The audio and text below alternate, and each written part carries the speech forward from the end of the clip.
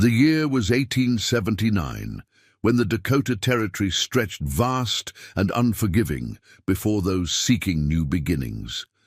In these untamed plains, where winter brought both ethereal beauty and merciless brutality, courage was measured by survival, and compassion was as precious as gold itself. This is the extraordinary tale of Sarah Holloway, a grieving widow with a passion for knowledge, and Running Wolf, a Lakota hunter whose wisdom transcended the bitter boundaries that divided their worlds. Abandoned, desperate, and facing certain death in the harshest winter in decades, Sarah's journey would become a testament to human resilience and the profound connections that can form when all hope seems lost. Before we jump back in, tell us where you're tuning in from, and if this story touches you, make sure you're subscribed because tomorrow I've saved something extra special for you. The winter of 1879 descended upon the Dakota Plains with particular vengeance. From horizon to horizon, the landscape transformed into a sea of blinding white, its beauty masking deadly intent.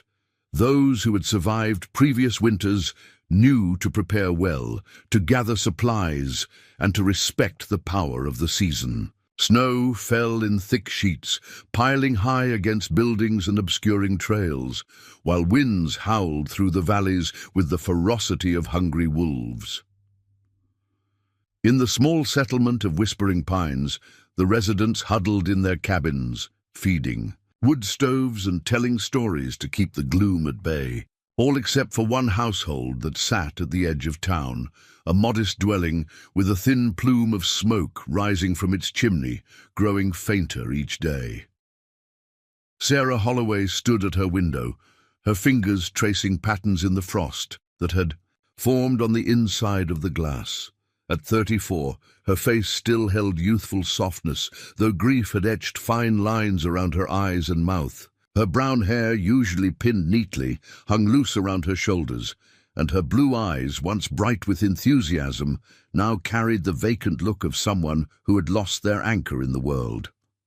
3 months, she whispered to herself, counting the days since her husband James had been laid to rest. The influenza that swept through Whispering Pines had taken him quickly, leaving Sarah alone in a community that had initially welcomed them for her teaching abilities, but now viewed her as a burden. The small woodpile by her door had dwindled, alarmingly.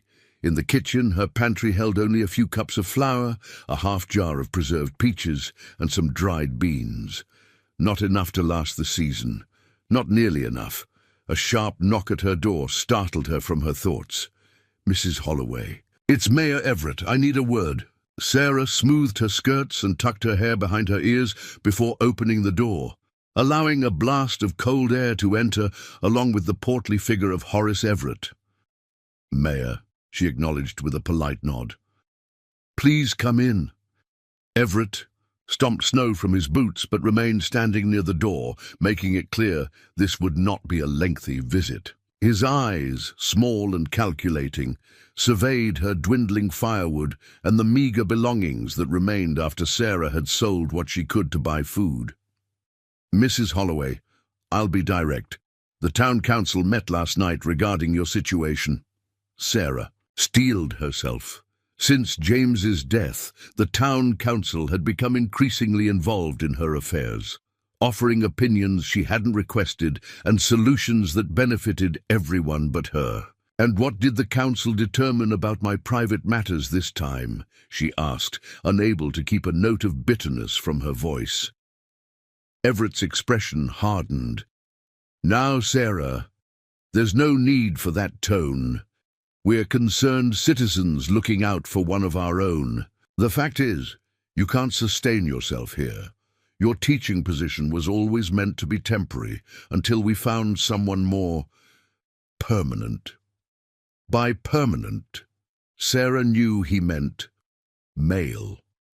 The town had made it clear that while a married woman might instruct children in a pinch, a widow was somehow less qualified, despite her education at Oberlin College. "The Wallace family is heading west to Fort Pierre tomorrow," Everett continued. "They've agreed to take you along. Samuel Wallace has connections there. Perhaps you could find work as a seamstress or housekeeper." "A seamstress?" Sarah repeated, incredulity rising in her voice. "Mayor Everett, I was brought to this town to establish your school. I've taught your children literature, mathematics, and science. I've introduced them to worlds beyond these plains, and now you suggest I abandon my calling to sew dresses." Everett shifted uncomfortably.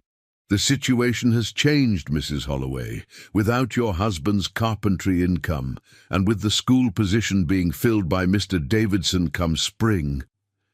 He trailed off, gesturing vaguely at her sparse home. "This is a generous offer. The Wallaces are good people." Sarah knew the Wallaces.